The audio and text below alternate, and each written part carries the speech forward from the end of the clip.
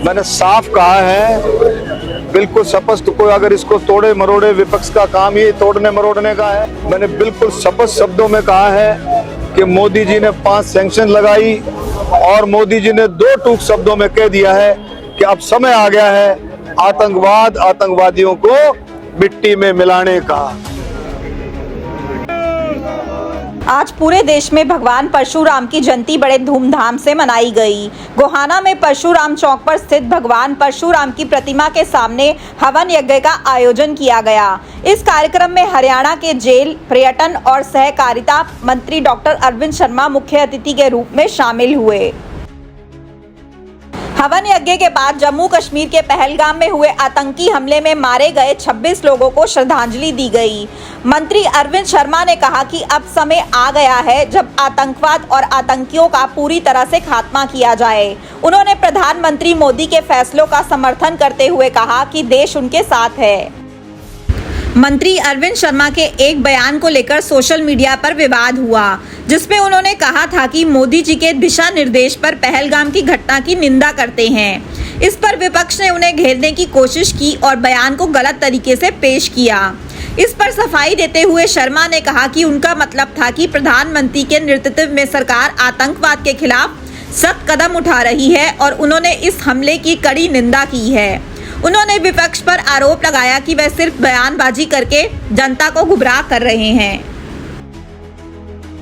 देखिए, ऐसा है, सबसे पहले हमने पहलगांव की घटना के ऊपर जो शहीद हुए हैं, जो वीर गति को प्राप्त हुए हैं, 26 के 26 साथियों को श्रद्धांजलि दी। सभी ने मिलकर के उनको याद किया और माननीय प्रधानमंत्री मोदी जी ने जिस तरह से 5 सैंक्शंस लगाई हैं, उनको भी हमने सब ने मिलकर के उन पर भी चर्चा हुई और माननीय प्रधानमंत्री जी ने बिल्कुल स्पष्ट शब्दों में कह दिया है कि अब समय आ गया है आतंकवाद और आतंकवादियों को मिट्टी में मिलाने का समय आ गया।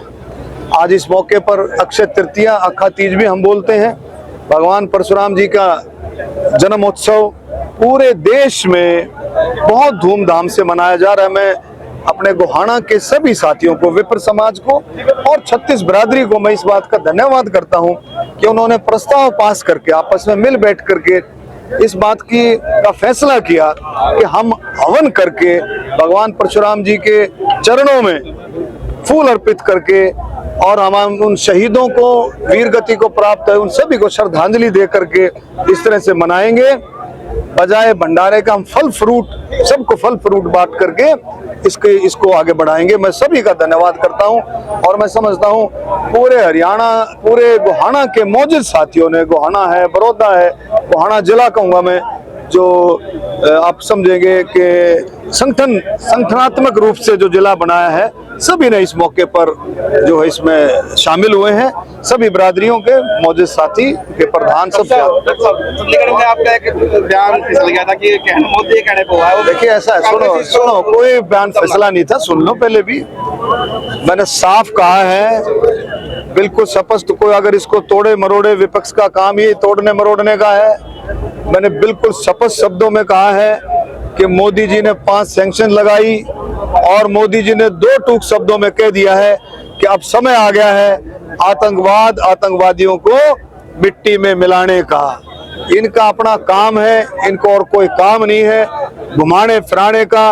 और एक चीज और भी है, 140 करोड़ का देश, पूरा देश इस बात के लिए तैयार बैठा है, इस बात के लिए आतुर है कि किस तरह से सरकार आगे कदम ले रही है। पूरे देश ने इस बात का भी स्वागत किया है कि मोदी जी ने जो कदम उठाए हैं, 5 सैंक्शन जो लगाई हैं, पूरे देश ने इस बात का स्वागत किया है और पूरा देश और ज्यादा उम्मीद करता है। मोदी जी ने भी कहा है कि इसमें और बड़ा एक्शन लिया जाए। गोहाना नागरिक हॉस्पिटल में डॉक्टरों की भारी कमी है। यहाँ ना तो हड्डियों का डॉक्टर है, ना बच्चों का डॉक्टर है। 100 दिन से ऊपर सरकार हो चुकी है, लेकिन मंत्री बनने का आपका फायदा गोहाना को नहीं मिला। देखिए, ऐसा नहीं है। देखो, ये कहीं CHCs में, हॉस्पिटल्स में, मेडिकल कॉलेज तक में भी है, लेकिन सरकार बड़ा गंभीरता से इसमें लेकर के बहुत जल्दी इन स्थानों को भरा जाएगा। आरती राव जी ने विधानसभा में भी अपने उसमें जवाब के उसमें उत्तर में जवाब दिया था कि बहुत जल्दी ये सारा सिस्टम जितनी पोस्टें हैं उनको भरा जाए। डॉक्टर साहब बिजली कर्मचारी हड़ताल पे वो कह रहे हैं कि मंत्री के कहने पे आपके कहने पे यानी मैं तो कभी नहीं मैं कभी ऐसी बात नहीं करता। अच्छा दूसरा एक और चीज बताओ, अच्छा कर्मचारियों के तबादले नहीं होते रहते लेकिन वो कर्मचारियों राज्य सरकार बता रहे हैं। नहीं कर्मचारियों के तबादले होते रहते हैं, आप समझो। और कोई कर्मचारी तबादले के अगर कोई बात हो तो मैं मान सकता हूँ। तबादले के लिए अगर कोई ऐसी बात करे वो तो छोटी बात है। तबादले तो चलते रहते, प्रोसेस है। किसी का 1 साल में हो जाए, किसी का 2 साल में, किसी का 3 में, किसी का चलता रहते, प्रोसेस है सरकार की। इसमें हमको किसी को भी अड़चन नहीं लगानी चाहिए।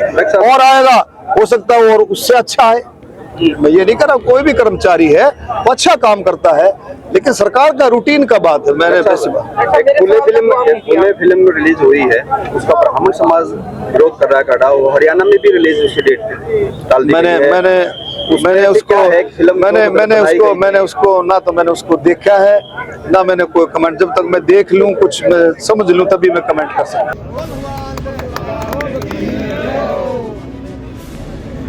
अब सैनिक स्कूल, मिलिट्री स्कूल और RIMC में दाखिले का सपना होगा पूरा। प्रिंस सुखोई एकेडमी सोनीपत लेकर आया है प्रोफेशनल कोचिंग RMS, RIMC और सैनिक स्कूल के लिए। क्लास 3री से 8वीं तक के बच्चों के लिए विशेष बैच शुरू। तो देर किस बात की, आज ही संपर्क करें स्क्रीन पर दिए नंबर पर। अपने शहर की हर ताजा खबर के लिए हमारे चैनल SNA न्यूज को सब्सक्राइब करें, लाइक करें, कमेंट करें व शेयर करें। बेल आइकन दबाना ना भूलें। हमारे अन्य सोशल मीडिया प्लेटफॉर्म्स पर भी हमें फॉलो करें।